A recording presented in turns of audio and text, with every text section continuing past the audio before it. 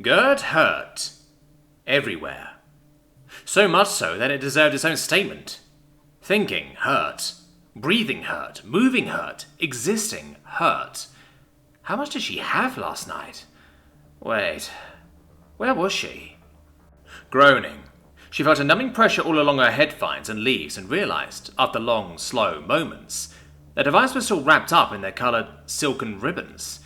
As she untied them slowly, her body quite miserable and very unresponsive, she made her fingers work under her direction.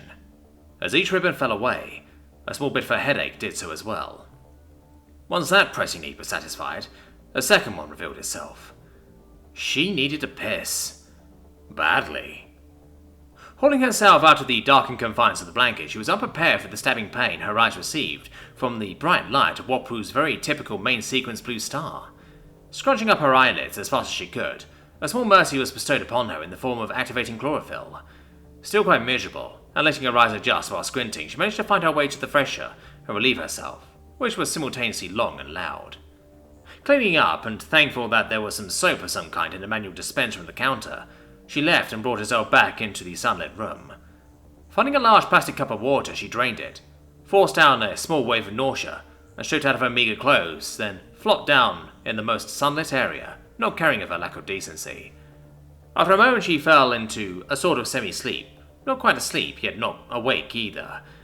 After a while she heard a familiar voice. "How are you feeling?" Sina asked. A long groan was her response. "That's what I thought.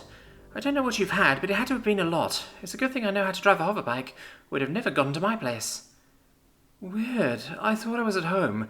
I guess we have the same shitty layout," Gerd replied slowly, then asked, "How did we get here? I don't remember anything past you fighting a Nimian. How do you do that, anyways?" "My Uncle Robert and his ODST friends through the years have helped me learn some of what they call basic self-defense skills. I really don't like fighting, so they taught me how to subdue and detain. However, perhaps in the most painful way possible." "Okay," was the only thing Gerd said. "What do you need from me to help you feel better?" "Animal proteins and salts, preferably cooked. Today's absorption."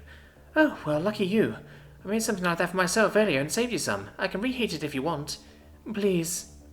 With that, Selena went back into her kitchen and reheated her breakfast of eggs and a Kyotian seasoning she had managed to buy that had a great muted taste similar to that of black pepper. Thus, she used a lot of it. A lot being nearly 3/4 of the very small container. It had been oddly expensive, the half-ounce unit she bought. Despite this, she gave Gerd what she thought had been appropriate, having prepared Gerd's meal ahead of time. Once given, the plant woman ate it all rather quickly. As Selena was starting to wash all the dirty dishware, Gerd called out, "Selena, please come here." Going to her friend quickly, soap suster in her hand, Selena saw that Gerd was different. Some of Gerd's head vines had started to form buds, and some of those buds had started to bloom, spreading their pollen and scent everywhere, far quicker than any other plants Selena had ever experienced before. "Gerd, what's wrong?" "What was in that food you gave me?" Gerd asked, as she rolled over in the side of the window, exposing herself to her friend without a care in the world. Gerd's eyes were closed as she seemed to absorb light as though she were a true plant. "'Cause whatever that was, it triggered my mating cycle and, I so want a male right now." "All you had was a triukguk, a domesticated Nimian waterfowl egg, and miopyut, a Kyoto spice." "It's the moipyut. It simulates all of my people's reproductive organs, traits, and tissues, and in high doses like you gave me.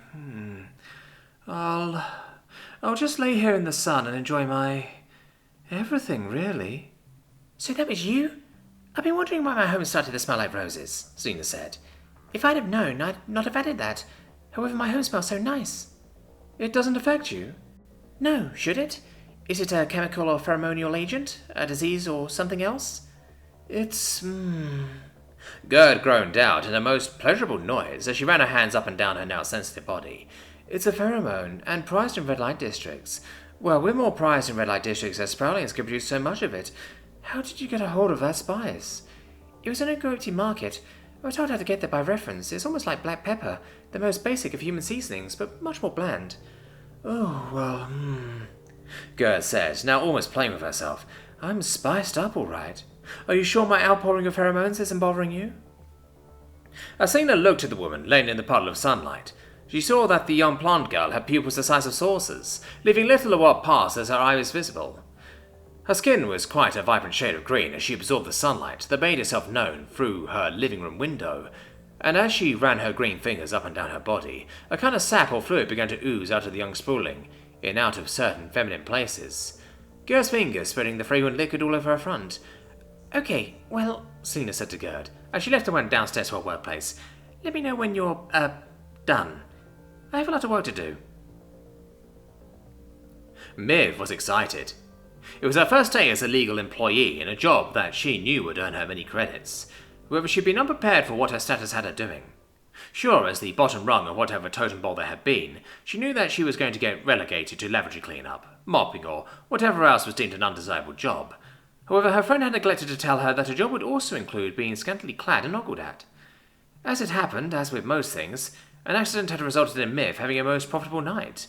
Miv had been having a bad time cleaning up a giant mess that some gross patron had left behind.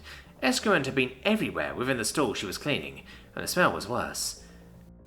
However, she heard a female say from a stall near her to her friend in the next stall, "That Mirpops with the thick glasses was kinda cute." "Wasn't she?" the friend replied.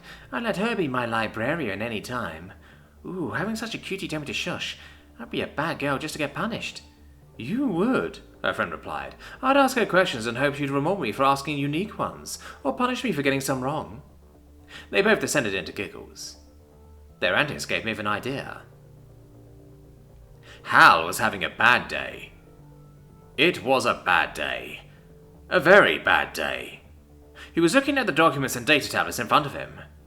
Aliur Yuzin Guziman, owner of a metallurgical company, was on the move. He knew for a fact through financial statements that such documents were forged. The Truxis female, way out on the edge of the system, far out into the Oort cloud, was using the difference in her financial statements to armor up her fleet. While such a thing could be overlooked, the amount of production could not. Hal was no financial mystic, however. He knew that something out in the deep black was going on, though without proof, he could not do much of anything.